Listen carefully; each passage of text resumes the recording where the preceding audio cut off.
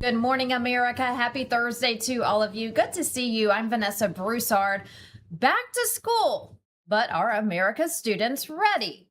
Millions of children are heading back into the classroom this month, but numbers are raising serious questions about whether they've mastered the basics, reading, writing, math.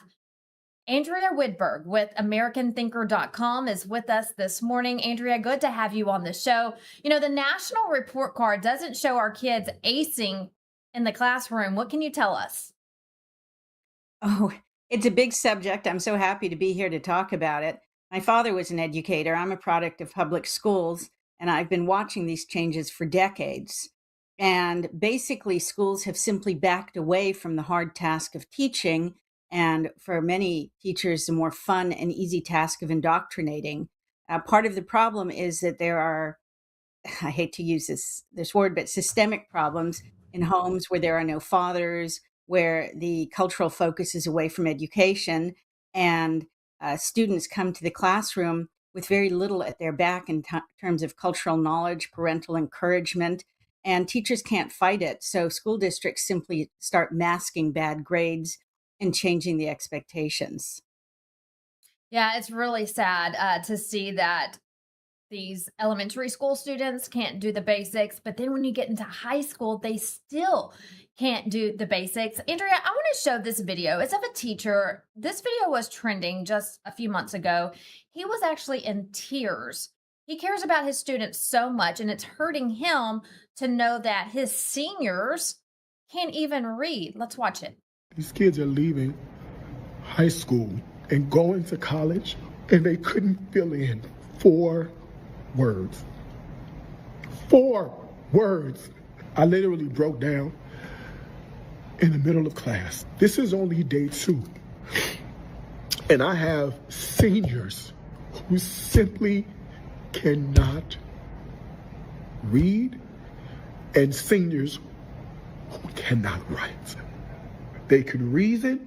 They have the ability to defend their reasoning if it's talking to their homeboy, but applying that to a written text, 2 paragraphs, and they couldn't do it. Our young black men, our young brown men, our young black girls, and our young brown girls.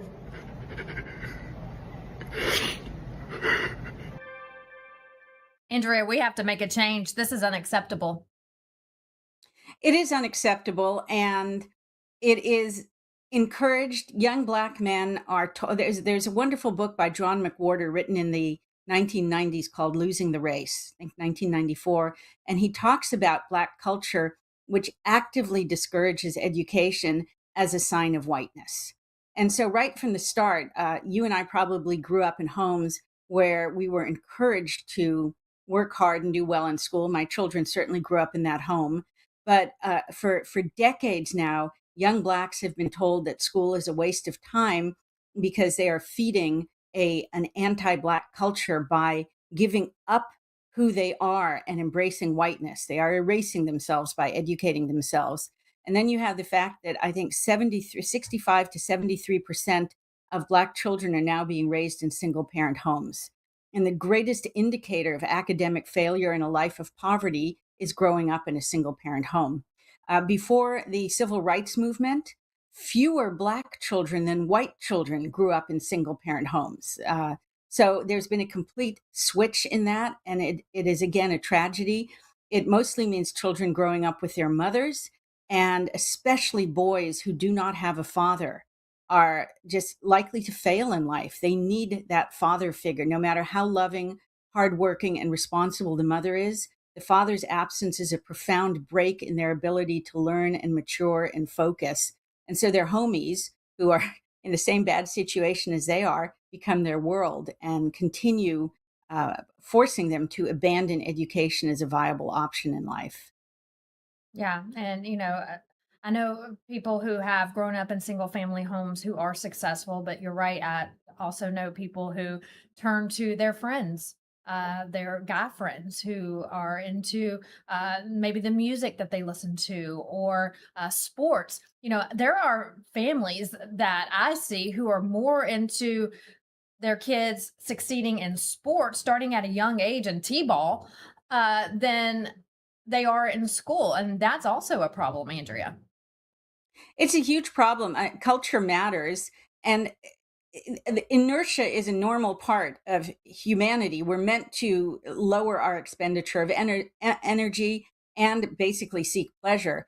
And when you have the choice of doing really boring homework, and with all due respect to that lovely teacher in tears, many teachers are abysmally bad. So you have the choice of a teacher who's not teaching, homework that makes no sense, or TikTok that tells you much more interesting and exciting and often toxic and self-destructive things. If there's no parent monitoring you, you'll go to TikTok. And even if there is a parent monitoring you, because of the ubiquity of smartphones, and even if your mom takes it away, your friend has them, it's very hard to keep children away from an anti-education, dumbing down culture.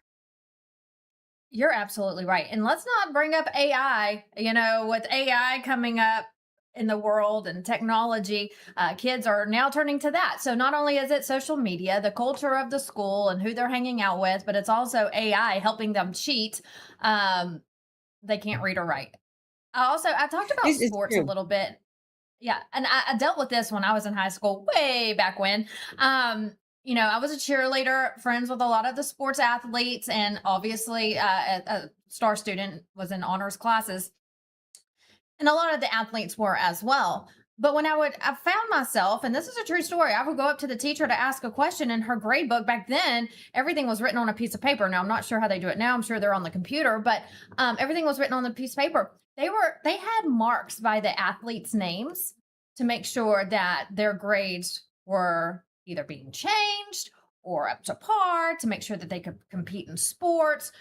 And so this is a problem too. Are these teachers changing grades to make sure the star athlete can play in the high school football game this Friday night? This is actually a case that just happened recently, Andrea, where a teacher resigned because she said the school district was trying to make her change grades, passing grades for her students.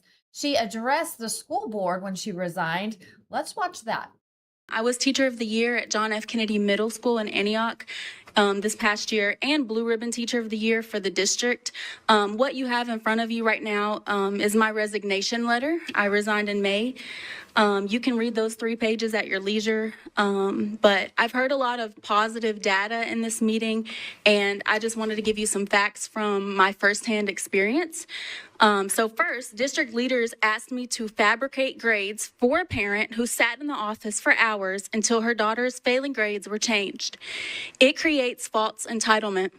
What happens when these kids lie, cheat, and cry their way through school and end up as future doctors, police, or politicians? When will you protect the future of our society? Second, that same parent has harassed over 30 teachers. Teachers have filed police reports, and entire school districts have had, or entire schools have had restraining orders against her. Yet she's still allowed on school property, showing up to field trips her child didn't earn, and filming other students. When will you stop prioritizing parents' feelings over the safety of our teachers and our students? I heard you also mention that we're closing gaps in teacher vacancies. I want the public to know that many of those are filled with uncertified teachers. My third point, HR withheld money from my employee paycheck as well as many others. They took $500 from me specifically, and it put me behind on my mortgage. And then they sent out an email saying that they had to do it to pay other employees. When will you pay teachers what they are owed? My fourth point, the news reports that behavioral issues are down. They are not. We are simply banned from reporting them, forcing us to keep disruptive students in the classroom. Statistics are being skewed to protect the district, not our children. Our children cannot read and write. They cannot do basic math. And we spend 40 hours a week with these students, so we know them better than the district and those fake numbers. Please stop undermining our professional decisions, because honestly, it's breaking the efficiency and it's giving HOA quality. So Dr. Battle, my question to you Thank you. The time. Looks like the superintendent didn't want a question. She cut her off, but there is a teacher who is telling the public they're making us fabricate these grades. This has been going on for a while, and that teacher had the courage to stand up there and say that is so impressive. It helps explain why she was a legitimate teacher of the year. I think it was Mark Twain who talked about lies, damn lies, and statistics. And he was actually talking about the manipulation of honest numbers. But now we have the manipulation of completely dishonest numbers. Social passing used to be a thing because it was felt very bad to have a hulking 15-year-old in a class of 10 or 11-year-olds because he couldn't go up. So it was felt that students would learn better with their peers. But this has become a cultural phenomenon that's intended to hide that disparate groups don't do very well academically for multiple reasons, and also simply to make the school district's metrics look good. All of our students graduate, that they can't read, write, don't know anything about civics or history is utterly irrelevant. This is almost like the fulfillment of everybody gets a prize, which used to be when my kids were little was a big thing, that no matter who won or lost the Pee Wee soccer game, they all got a trophy.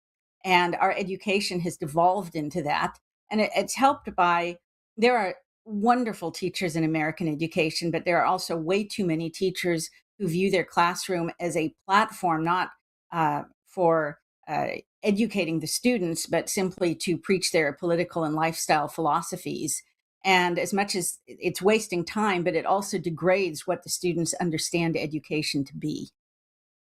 You're absolutely right.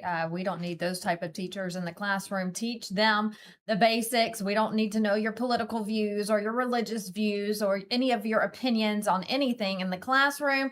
They should be learning the basics. You had brought up earlier, Andrea, TikTok, social media. You know, you have cell phones in the classroom, cell phones at home. You have social media taking over the lives of, I feel like it's getting younger and younger. Kids know more about TikTok than anything, these younger kids.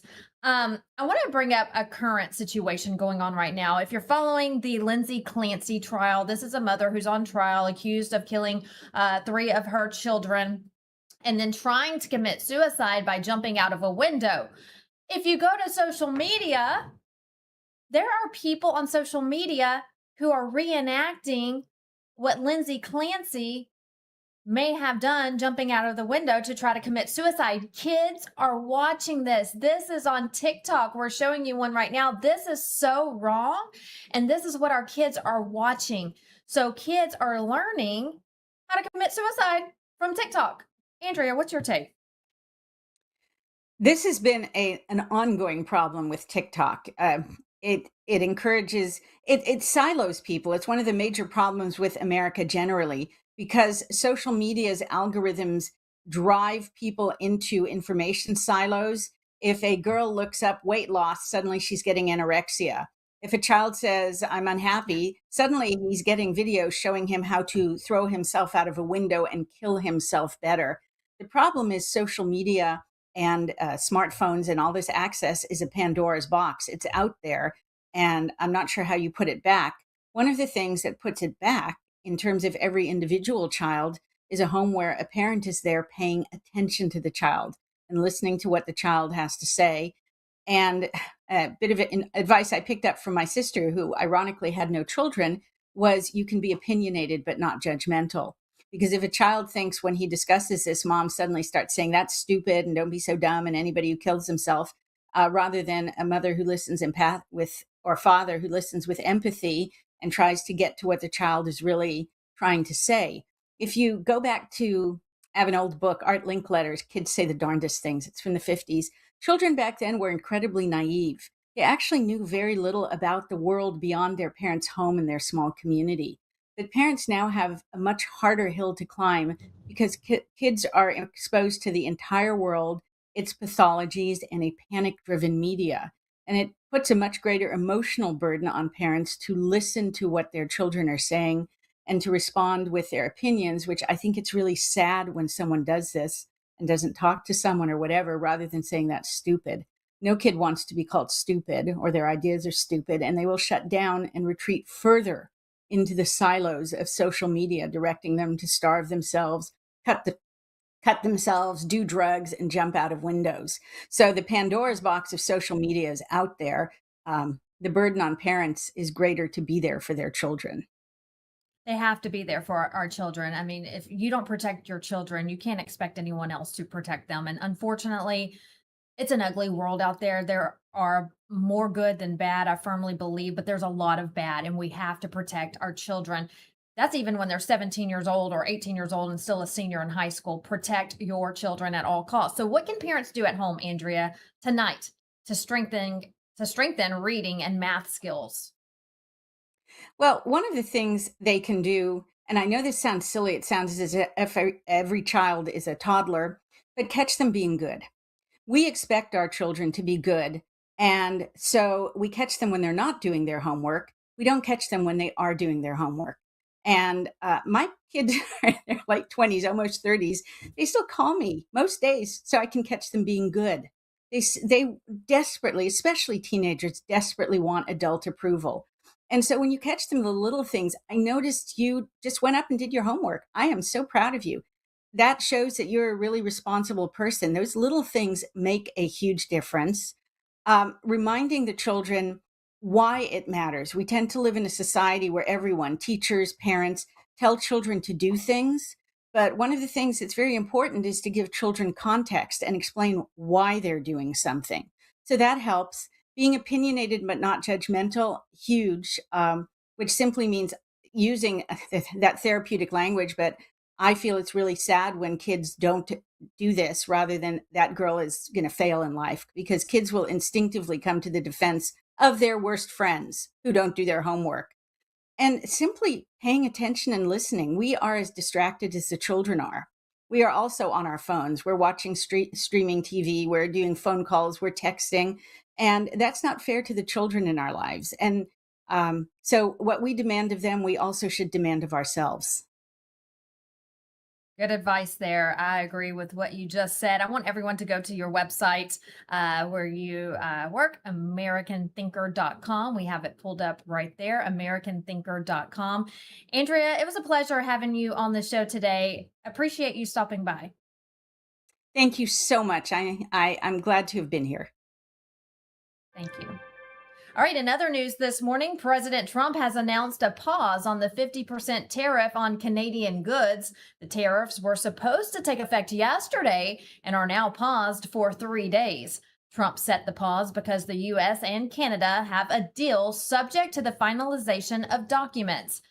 In announcing the tariff pause, Trump unexpectedly raised the possibility of reviving the Keystone XL pipeline, saying the pipeline may be awoken from the grave. Yeah, we had a very good conversation with the Prime Minister last night, and we've come to a deal with Canada. As you know, the 50% tariffs across the board were going on against Canada today, and they called yesterday and they gave us the points that we had to have. Very fair deal for both. The tariffs will be non-existent for our farmers. Our farmers were paying tremendous tariffs into Canada, and those tariffs are going to be totally eviscerated, down to zero. Is the U.S. going to lower tariffs on Canadian autos or lumber? We're doing certain things. Got to give something, and we're doing certain things. They were paying a high number. We're reducing it a little bit. It's good for everybody. But our farmers are going to be thrilled. Our manufacturers are going to be thrilled. And basically, we have no tariffs going into Canada anymore. Canada was charging us tremendous tariffs. We no longer have any tariffs. And what I was able to do is we put, as you know, under the new tariff, I guess you'd call it the new tariff schedules that we came out with. They were going to get a 50% tariff on everything starting today. And we've held it back 3 days. It's all subject to finalization of documents. So subject to the finalization of documents, we have a deal with Canada. And I think it's a very good deal for both parties. It's great for our farmers. Our farmers will no longer be held up because they were being hurt very badly by Canada.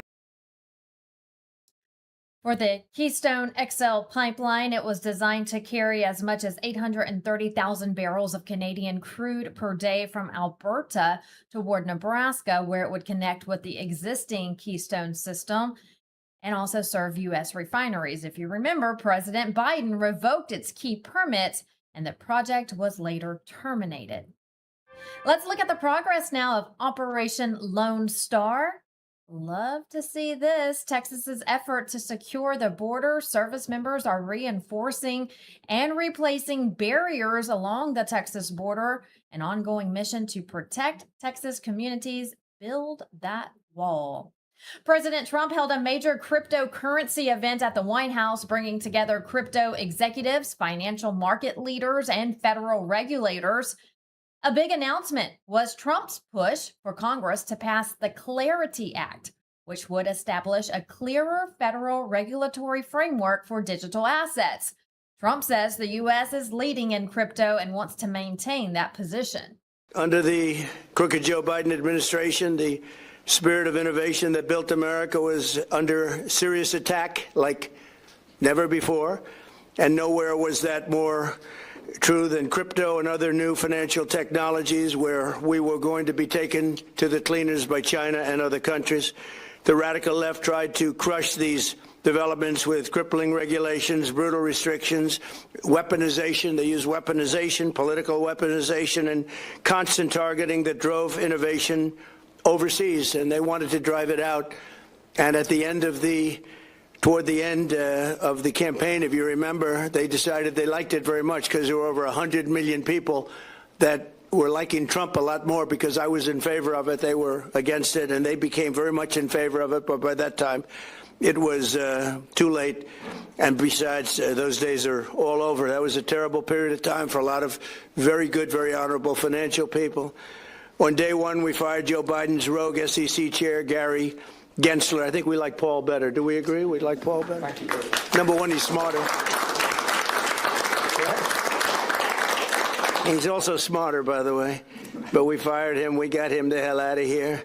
We terminated the so-called Operation Choke Point 2.0, which is what the name of their operation was, weaponization. And we ended the war on crypto once and for all. And it's been booming. It's been doing big, and nobody's been able to break in. China would like to break in. They're still trying, but they have been able to. I signed a historic executive order banning any attempt to create a central bank digital currency. We launched Project Crypto to modernize rules so that our financial markets can move into blockchain technology. I established the United States Strategic Bitcoin Reserve, making Bitcoin a permanent asset of the United States Treasury, which has turned out incredibly well. I also created the United States Digital Asset Stockpile to hold custody of all other digital assets, and that's exactly what it's done. It's been amazing. 1 year ago this summer, I signed landmark legislation known as the Genius Act. I named it after myself. I didn't want to use my name, so I just called it the Genius Act, paving the way for widespread adoption of dollar-backed stablecoins, and that's worked out very well. Every single American benefits enormously from our country's status as the financial center of the world, and we want to keep it that way. We're leading by leaps and bounds. We've gained so much in the last 16 months like nobody can believe, actually. One immediate market reaction was significant. During that announcement, Bitcoin jumped over $68,000, rising 6%. Other crypto stocks also surged. Deep in the heart of the swamp of DC are creatures, and they are crawling everywhere. And we like to call a few out from time to time. Here's more from Kara Castronova with swamp creature George Barnes. In this edition of Lindell TV's Swamp Creature of the Week, we nominate former NSA Deputy Director George Barnes. For years, they told you that deep state election interference was a myth. A newly declassified memo says otherwise. The Trump administration just released a secret NSA memo showing a finished report on foreign election interference in the 2016 election. It was cleared for release back in 2020, right as the 2020 race to challenge President Trump was heating up. Then, the NSA's own second-in-command, Deputy Director George Barnes, based on who held the job at the time, stepped in and blocked it. Barnes wasn't elected. He was appointed, handpicked by Michael Rogers, director of the NSA and commander of U.S. Cyber Command, a holdover appointed by former President Barack Obama. Here's what that actually means. An unelected, deep state career bureaucrat decided that the public and the elected policymakers who needed it didn't get to see intelligence on a foreign election interference operation. Not because it was wrong, not because it wasn't ready, but because, according to the memo, it might make them look bad, and it might cost him and his boss their jobs. This memo illustrates that bureaucrats like George Barnes in the National Security Agency do not care about secure elections. Rather, the NSA is full of career swamp creatures with a total disregard for actually disseminating real intelligence if it makes them look bad, all at the expense of our republic. Barnes was also concerned if the election interference document dropped, the NSA might be accused of being part of the deep state. Well, guess what, George Barnes? Not only are you deep state, but you are Lindell TV's Swamp Creature of the Week. Why does our political system continue to let these unelected swamp creatures make decisions and withhold information from the people? How can we change that? Let us know what you think in the comments below. Reporting for Lindell TV at the White House, I'm Kara Castronova. Again, the National Security Agency set on an election intelligence report about Chinese interference ready for release before the 2020 election. Insiders say George Barnes blocked the report from dropping because he was afraid of the optics and job security. A huge announcement this morning from Mike Lindell. Mike has announced that he will personally fund a paper ballot hand-counted audit of Minnesota's primary election. Hello everyone, Mike Lindell here. For 6 years I've been fighting to secure our elections, and today I'm announcing the largest privately funded recount audit in U.S. history. As you know, my primary race for Minnesota governor had major deviations and anomalies on election night. Well, we've now analyzed the election night reporting from the August 11th Minnesota governor's primary, and what we found demands answers. During that election, reported vote totals actually went backwards 55 different times across 25 of Minnesota's 87 counties. In one county alone, the report identified 6 separate updates where the reported vote totals went down. Think about that. When does a vote total actually go backwards? Well, you look at this. As vote totals were also being reported, all 7 candidates' numbers in the Republican governor's race moved almost perfectly in sync, 99.79%, which is impossible without the use of an algorithm. 7 different candidates, votes coming in from different counties all over the state, and yet their numbers moved almost in lockstep with no spikes and no dumps ever. Why? I'll tell you why. Electronic voting machines. We have to hand count the paper ballots. One of the few good election laws that Minnesota actually does have is it allows candidates to do a full-on paper ballot recount with no machines.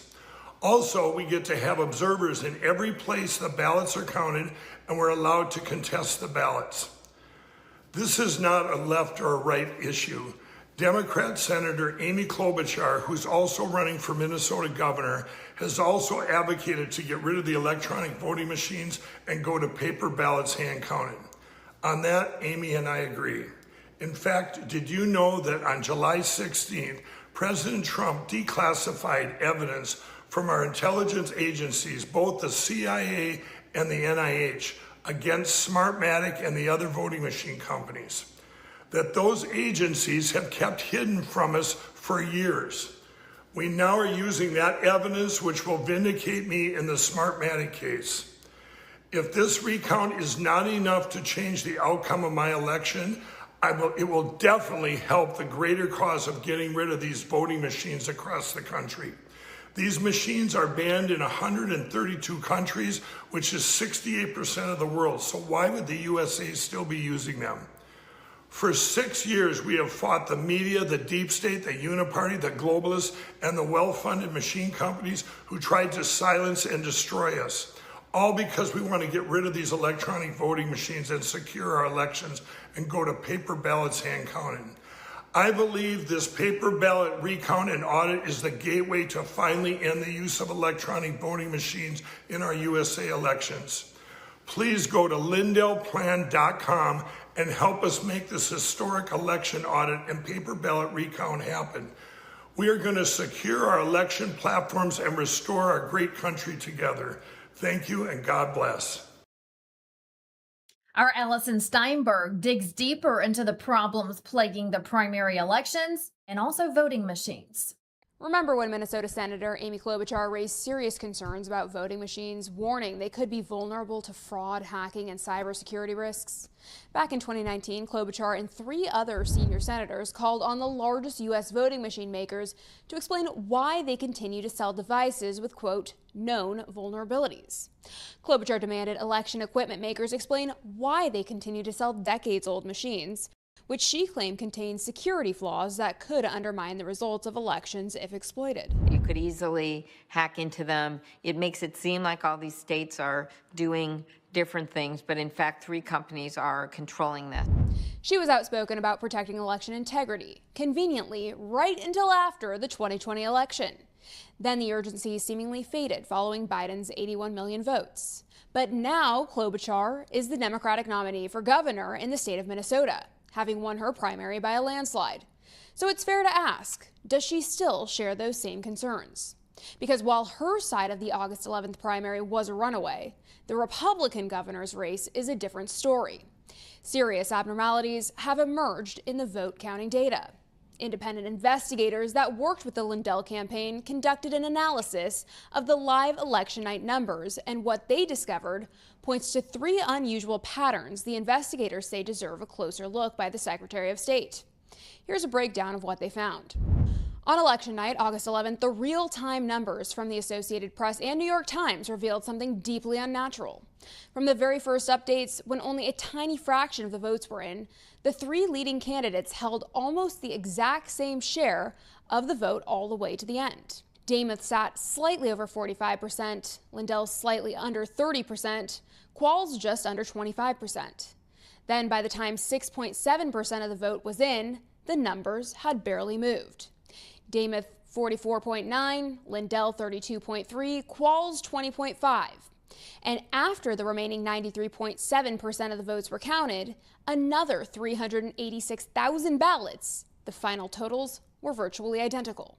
Demuth 43.4%, Lindell 32.5%, Qualls 21.4%.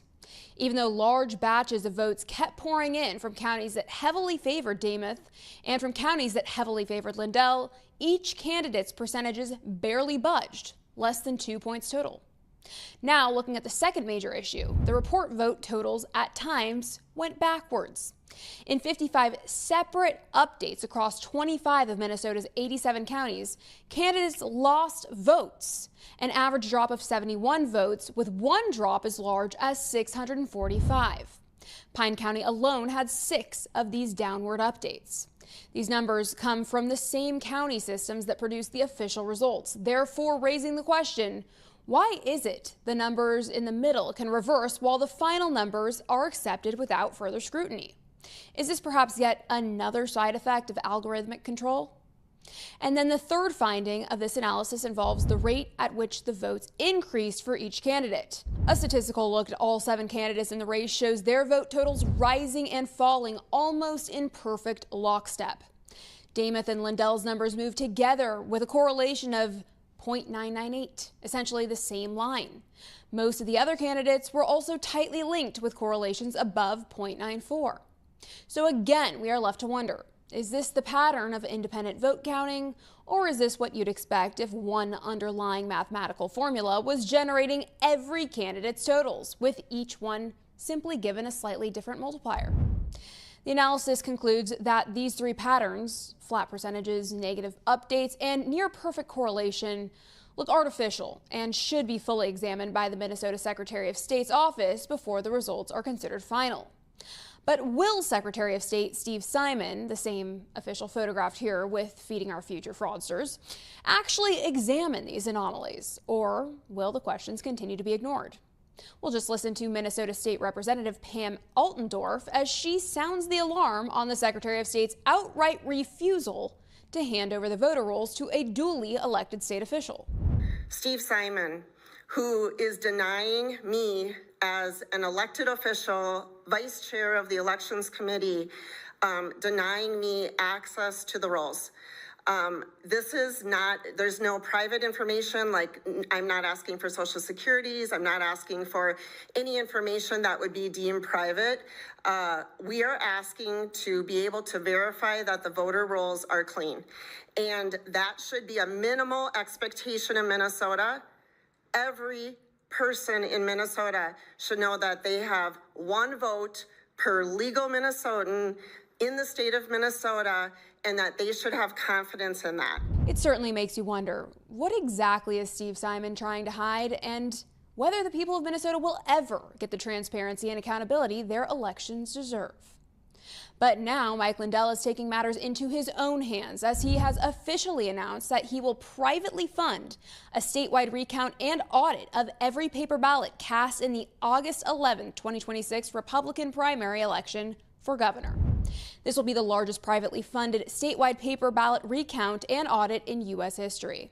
Mike Lindell has also stated, quote, "Even if this recount and audit does not overturn my election for governor of Minnesota, I believe this is the gateway to getting rid of these electronic voting machines. 132 countries have banned these machines already. The United States should be setting the standard for elections. Instead, we are the worst in the world," end quote. To learn more about Mike Lindell's privately funded statewide hand recount and audit of Minnesota governor's primary, visit LINDELLPlan.com. Reporting for Lindell TV, I'm Allison Steinberg. And we have that website pulled up for you right now. Again, to learn more and to follow Mike's journey, go to LINDELLPlan.com. Minnesota is also a hotbed when it comes to fraud. We all know that. Fraudsters have been funneling millions of dollars through international airports for decades. Here's Dr. Mehmet Oz, who is in Minnesota. I'm back in Minnesota asking one simple question. Where does the money go after it's stolen from America's healthcare system? We are following the money, and one place that's raised a lot of questions is right here at the Minneapolis-St. Paul Airport. Now, public testimony says that about $350 million in cash left this airport on international flights just last year. Now, think about that. This isn't JFK, it isn't LAX, yet lawmakers say more cash is reported leaving here than many of America's biggest international airports. So, what does $350 million in cash actually look like? According to public testimony, TSA officers have encountered travelers there carrying enormous amounts of currency that is stuffed into backpacks, duffel bags, suitcases, even carry-on luggage. Individual travelers have been reportedly moving hundreds of thousands of dollars at a time, each one of them. So here's the catch. TSA's job is to keep the airplane safe. They're looking for guns and bombs and threats, not investigating financial crimes. So finding an amount in the cash doesn't automatically mean it is seized. And that's why people are asking tough questions. Cash is hard to trace. Around the world, criminal organizations have used bulk cash to move and hide the proceeds of fraud and drug trafficking, tax crimes, other illegal activities like stealing money from healthcare system. Now, whether it's happening here is exactly the kind of question that investigators need to answer. At CMS, we're taking a different approach. Instead of waiting to chase the stolen money after it disappears, we're working to stop fraudulent payments before they ever leave Medicare. That strategy has helped prevent more than $40 billion in improper and fraudulent payments from leaving Medicare just over the past year. So here's the bottom line, my friends. The fastest way to bankrupt criminals is to cut off their cash flow. Every fraudulent payment that we stop is one less dollar to launder, one less dollar to move overseas, and one less dollar stolen from American patients and taxpayers. So that's how we crush fraud, by stopping the money before it walks out the door, while making sure the criminals who do steal from taxpayers are held accountable. Yeah, like Dr. Oz just mentioned, once that money leaves, it's hard to get it back. So now CMS is trying to make sure the money never leaves the building with bad actors. When we come back here on My Mornings, President Trump gives us a tour of the new helipad being built on the White House grounds. We'll take you there. And we'll also take you behind the scenes of Donald J. Trump International Airport in Palm Beach. It's now 9:38 on the East Coast, and you're watching Lindell TV.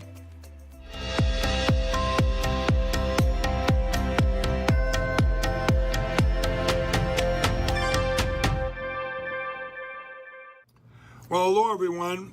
Well, I'm turning 65, and let me tell you, Medicare has me confused. All the junk mail and the robocalls and everything else, it honestly feels like they rigged the system just to confuse us. Well, that's why I partnered and working with Chapter. They're independent, and they don't work for big insurance. They work for us. In fact, they're the only advisor that compares every single plan nationwide to find what actually fits your needs. If you're on the right plan, they tell you. If you're not, they're going to help you switch. And it's completely free. Just last year, seniors saved about $1,100 by finding a better plan with Chapter. So call Chapter at 234-LINDELL or go to askchapter.org/Lindell.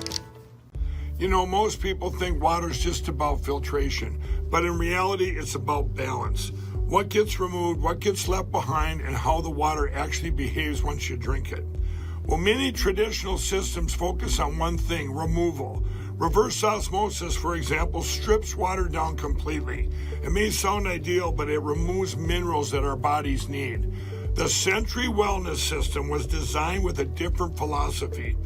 It removes common contaminants like chlorine, fluoride, and PFAS while restoring key minerals like magnesium and improving alkalinity. It also does all this without tanks and without wastewater and without requiring a complicated installation. It installs in about 15 minutes under your sink, so instead of overcorrecting, it brings your water back into balance.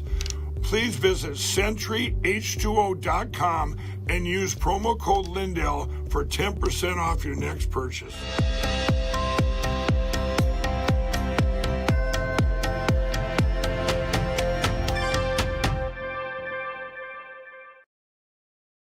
Palm Beach is home to beautiful beaches, glamorous houses, and a brand new name on its airport, the Donald J. Trump International Airport. Secretary Duffy takes us behind the scenes on the first day of the name change. I'm trying to call DJT. Mr. President, do you know where I'm at today? I'm at one of what will soon be the greatest airport of all time, but it does have the greatest name. This is the first day we're printing boarding passes that say DJT on them. I think all over the world they're talking about it. You know, Sean, they're talking about it all over the world. What did you think of the brand new sign? I love it. It's gorgeous. Gorgeous. So today's a big day. It is a big day. It's the first day we are having boarding passes with DJT. Congratulations flying in first day DJT. Thank you very much. It was a pleasure. And screenshot those. It's a big deal. You can show your grandkids. A lot of people were surprised as they looked at their ticket. They're like, wow, this is not PBI anymore. This is DJT representing the greatest president that's existed in American history. Obviously, I support Donald J. Trump. Look at, she has her Donald J. Trump pin on. Oh, you gotta go. Thank you for He works, man, I don't know how he does it. This is a huge airport. It is gonna be big, the best. It is the Donald J. Trump International Airport. Amazing.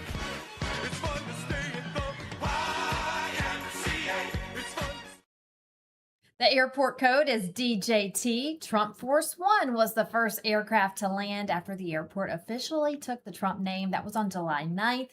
Eric Trump was on board. President Trump also gave reporters a tour of the new permanent helipad under construction on the White House South Lawn. It's granite and it's designed for Marine One. Let's go on a tour with the president. Okay, come on over here.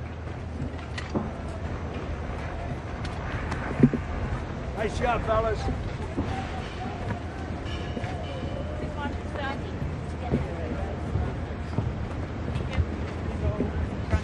Does anybody know the word media? This is serious media. And you guys are doing a great job. Sorry to take an extra week and a half, but lifting it up was one of the best things we've ever done, right? Lifting it up, right? Thank you, Jared. I knew you didn't like that, but and it still drains. I watched it. There's enough drain. But the lifting it up was a big element. Because we're going to use this for a lot of different things. So this is a helipad at the highest level. It can land any helicopter in the world, no matter how big, no matter how powerful, no matter how strong.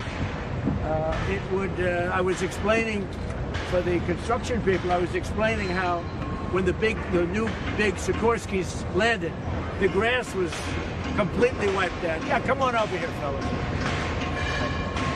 The grass was. Hey, fellas, come on over here. Come on.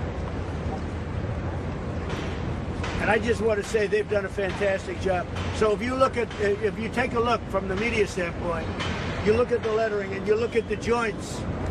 They're like flawless. The exact, like 1/10 of an inch. And it's the exact same size. Right? These are real artists. Wow. So this is the back piece. This won't be revealed. This is the back of the eagle's head. This is the eagle, exact of the, you look how fine that's cut. When you see it, you won't even believe it. And from the air, it looks so beautiful. But this is the back of the piece, and they flip it and they put it down.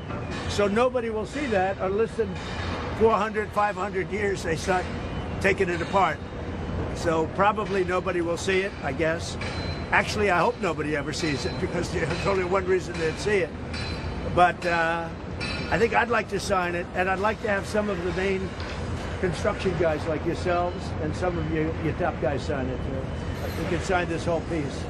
Then we're going to put the coins. These are special coins we had. And we're going to put the coins along with it. We may put a couple facing up in some area where you have concrete that's wet. I don't know if you have any of those areas. I'm not sure that you do. have some right there for us. But you could put one of these into the concrete facing up so people see it, because you're not going to find nicer. So they're going to take some of these coins, which are somewhat different. These are coins that, like I gave to the young man the lifeguard who saved the young boy, because he was truly a hero. And these will go like that. These are 3 different coins, all different. Like that, and like that. They're going to be flipped. But I think they're so beautiful that if we find a place on this whole big pad, we could put a few of them facing upward, right?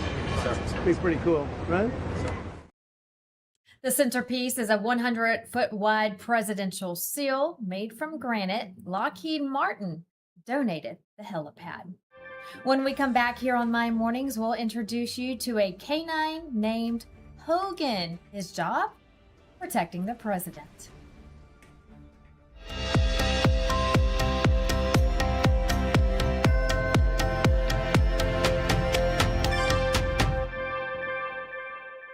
Welcome to Vocal, the free speech social app that gives you a platform to amplify your voice. Speak freely, connect boldly, and be part of a growing movement for truth, faith, and freedom. Want to know what's happening right now? The Now Playing feature shows you exactly who's live and what's streaming in real time. Check out the show's feed, a non-stop lineup including LINDELLTV News 24/7, shows and on-demand programming all in one place. Connect with your favorite host and never miss a show. Explore the featured page for quick access to LINDELLTV's top shows. Follow your favorites and watch their newest content flow right into your feed. And when they go live on Vocal, you can join the live chat and be part of the action. Ask questions, share your thoughts, even help shape future shows. Stay informed on issues around securing our elections by following your state's Cause of America account. Join a group and connect on a deeper level, from faith and freedom to the future of our nation. Go to vocal.com or download the app today and be a part of the mission to save our country. MyPillow's second annual mega sale is finally here. Get our patented premium MyPillows that adjust your exact individual needs to give you the best sleep of your life. When I got MyPillow, I'm asleep almost immediately. I stay asleep at night and I wake up more well-rested in the morning. I guarantee they're going to be the most comfortable pillows you'll ever own. King size only $24.98, queen size only $19.98. Giza Dream bed sheets, the best sheets in history, as low as $29.98. Lux Pierce 6-piece towel sets, towels that actually dry you. What a concept. Now only $39.98. And our made in the USA mattresses and mattress toppers as low as $99.98. So go to mypillow.com or call the number on your screen. Use your promo code to take advantage of our second annual mega sale. Plus, free shipping options available when you order today. So don't delay, order now.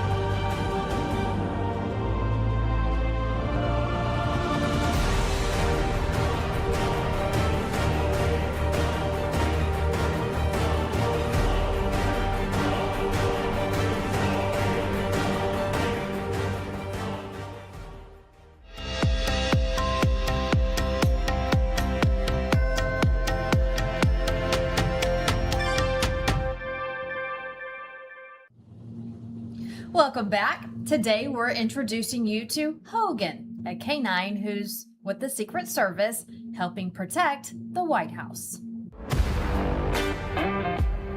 My partner, Canine Hogan, and I's primary mission with the Secret Service is to detect potential threats and respond accordingly. We walk around the White House and its vicinity, patrolling and searching people. We're looking for anybody that wants to do harm to our protectees, the public, us, or our partners. What we do is critical to the Secret Service protective mission because we stop threats before they can even get close to our protectees. He has no idea that what he does every day helps the Secret Service protective mission. He just knows he's coming to work to have fun. I have 100% confidence that he knows how to do his job and does it well, and I'm just lucky that I get to hold the leash. Love Hogan. Hogan can pick up a threat before the threat gets close to the White House. All right, let's take a look at Wall Street. Opening bell numbers, a live look from MarketWatch.com. The Dow, the S&P 500, and the NASDAQ.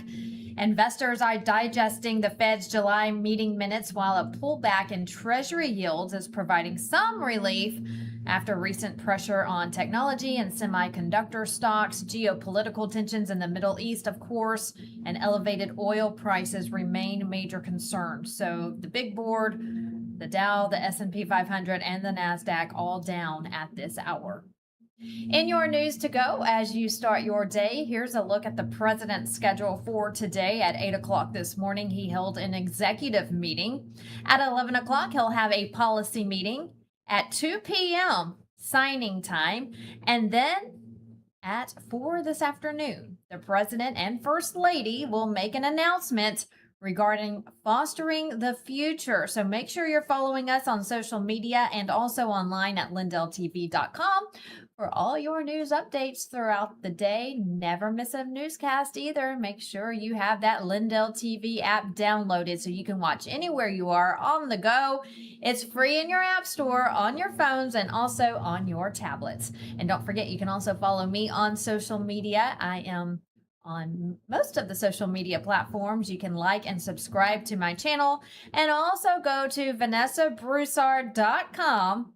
There you can subscribe to my newsletter. All you have to do is hit subscribe and you will be signed up.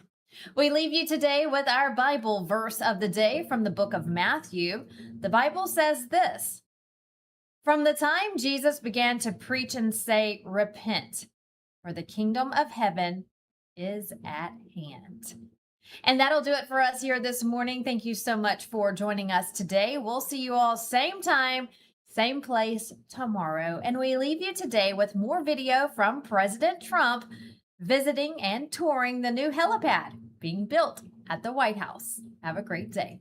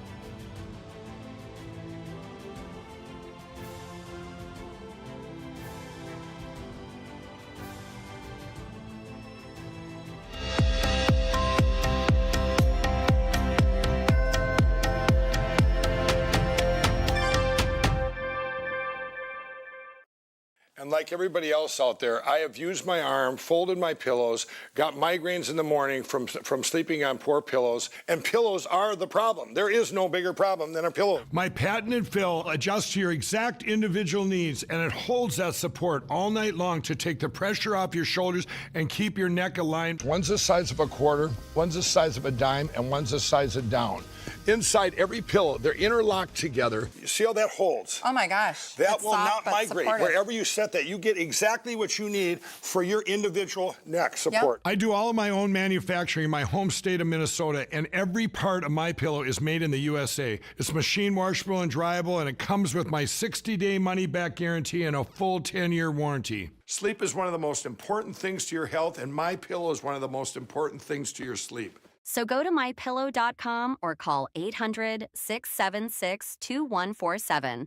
Use promo code LTV to take advantage of this exclusive Lindell TV offer. Order now.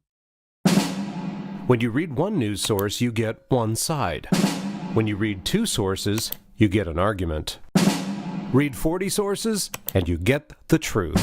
LindellReport.com, the only place you ever need to visit for your news. From Lindell TV, over 40 trusted outlets in one place. No editorial gatekeepers, no hidden bias. Just the day's news. Balanced, unfiltered, ready when you are. Whether you lean left, right, or straight down the middle, this is where you start your day. One click, one feed, one truth. The decision is yours. LindellReport.com. The news you need, the balance you deserve. Well, hello, everyone.